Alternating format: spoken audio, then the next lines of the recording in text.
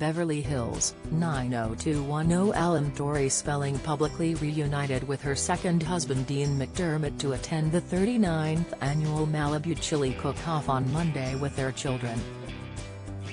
The 48-year-old LA native and the Canadian 54-year-old, who sleep in separate beds, walked side by side after enjoying the Labor Day family festivities.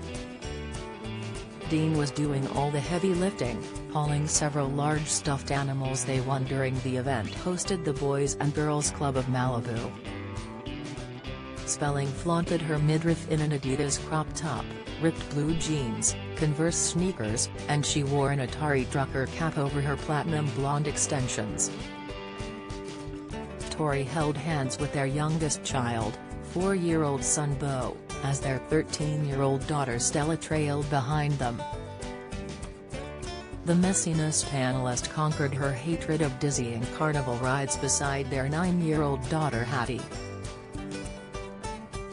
Not pictured Monday with Spelling and McDermott, who were rumored to be divorcing, were their 14-year-old son Liam and 9-year-old son Finn.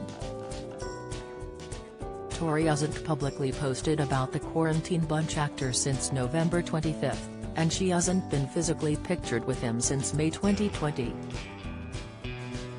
The married couple of 15 years were both married to other people when they originally met on the set of Lifetime's Mind Over Murder way back in 2005.